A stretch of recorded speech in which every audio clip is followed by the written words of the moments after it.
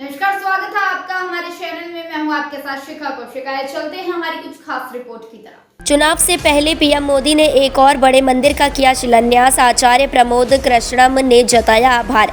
UP के संभल में रविवार को पीएम मोदी ने कल्की धाम में नया इतिहास रच दिया। प्रधानमंत्री के हाथों भगवान श्री विष्णु के 10वें अवतार श्री कल्की भगवान के भव्य धाम की आधारशिला रखी गई। महाकाल उज्जैन से आए पंडितों की ओर से स्वस्ति वाचन मंत्रोच्चार किया गया। प्रधानमंत्री गर्भगृह में प्रवेश कर अनुष्ठान को 6 मिनट में पूर्ण हुआ। प्रधानमंत्री के शिलान्यास स्थल पर पूजा के दौरान आचार्य प्रमोद कृष्णम मौजूद रहे। मंच से आचार्य ने कहा कि जिंदगी में कभी ऐसे पल आते हैं जब शब्द खो जाते हैं, वाणी थम जाते हैं। शबरी के पास बेड़ थे, हमारे पास आपके स्वागत को कुछ नहीं है। पीएम ने मंच पर पहुंचकर हास्य भाव में आचार्य प्रमोद कृष्णम से कहा कि अच्छा हुआ आपने कुछ दिया नहीं, वरना आज वीडियो बन जाते। सुदामा को कृष्ण ने जो दिया वो सुप्रीम कोर्ट चला जाता। बल्कि कल्की भगवान को कलयुग का भगवान कहा जाता है। कल्की पुराण के अनुसार कल्की अवतार भगवान विष्णु का 10वां अवतार होगा।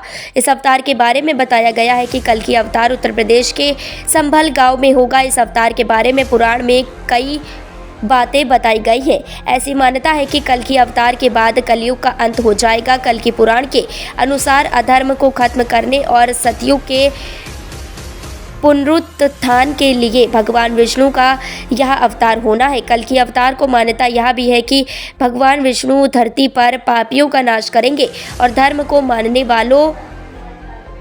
मानने वाले लोगों की रक्षा करेंगे। कल्की पुराण के अनुसार भगवान कल्की का वाहन घोड़ा होगा और उनके अस्त्र तीर कमान होंगे। उनके घोड़े का नाम देवदत्त होगा जो कि सफ़ेद रंग का होगा। भगवान विष्णु का 10वां अवतार कल्की 64 कलाओं से युक्त होगा।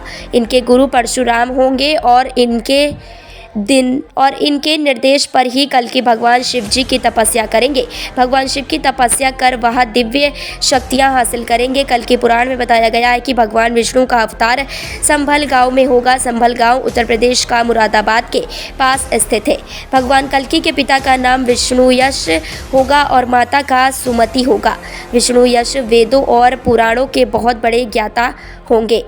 भगवान कल्की की पत्नी माता लक्ष्मी का ही एक अन्य नाम पद्मा होगा। ऐसी मान्यता भी है कि माता वैष्णो देवी जो भगवान राम के अवतार के समय से भी वहाँ की तपस्या कर ही उनकी तपस्या के फलस्वरूप भगवान उनसे विवाद करेंगे। कल्की अवतार के 4 पुत्र होंगे जिनके नाम विजय, जय, मेघमाल और बलाहक होगा। साथ ही उनके 4 भाई होंगे। वह खुद और बाकी सुमंत, प्राज्ञ और कवि उनके साथ मिलकर वह धर्म की स्थापना करेंगे।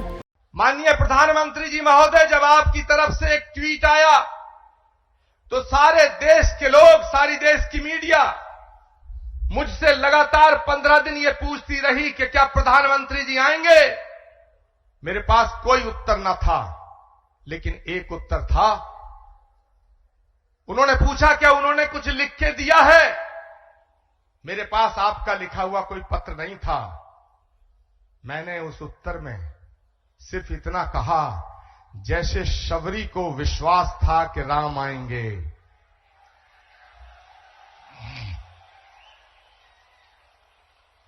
जैसे विदुर को विश्वास था कि कृष्ण आएंगे, जैसे हमारी आस्था का आधार है कि कल्की आएंगे, वैसे ही आचार्य प्रमोद कृष्णम को यह विश्वास था कि नरेंद्र मोदी जी अपनी बात के पक्के हैं, अपना वचन निभाएंगे।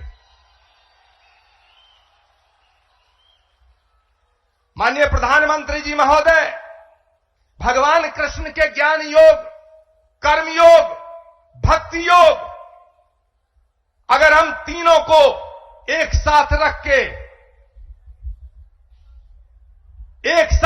जब हम इमेजिन करते हैं तो भगवान कृष्ण के भक्ति योग, कर्म योग और ज्ञान योग जब तीनों एक जगह मिलते हैं तो एक तस्वीर बनती है, और वो तस्वीर भारत के प्रधानमंत्री नरेंद्र मोदी की बनती है।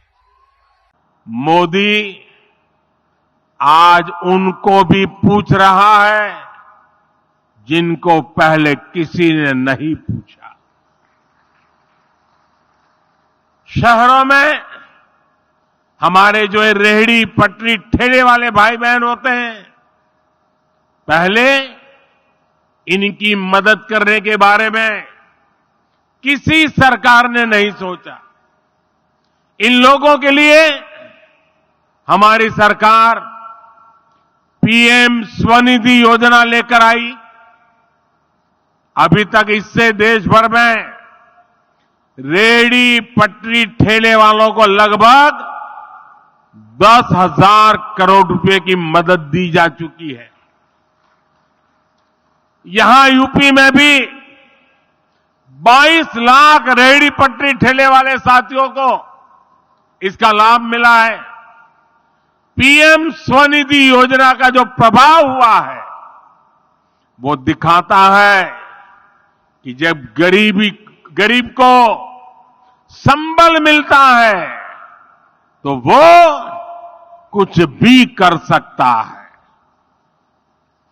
पीएम स्वनिधि योजना के अध्ययन में एक बहुत महत्वपूर्ण बात सामने आई है कि स्वनिधि की सहायता प्राप्त करने वाले साथियों को वार्षिक कमाई में औसतन 23,000 रुपए की अतिरिक्त वृद्धि हुई है। आप मुझे बताइए, ऐसे साथियों के लिए ये अतिरिक्त कमाई कितनी बड़ी शक्ति बन जाती है। पीएम स्वनिधि योजना ने रेहड़ी पटरी ठेले वालों की खरीद शक्ति को भी बढ़ा दिया है। एक और अध्ययन में पता चला है कि स्वनिधि योजना के करीब 75% लाभार्थी दलित, पिछड़े और आदिवासी भाई बहन हैं। इसमें भी लगभग आधी लाभार्थी हमारी बहनें हैं। पहले इन्हें बैंकों से कोई मदद नहीं मिलती थी क्योंकि इनके पास बैंकों को देने के लिए कोई गारंटी नहीं थी। आज इनके पास मोदी की गारंटी है। अच्छी लगी होगी हमारे चैनल को लाइक, सब्सक्राइब और शेयर करना मत भूलिए। ऐसी ही खबरों के लिए बने रहे मेरे साथ। नमस्कार।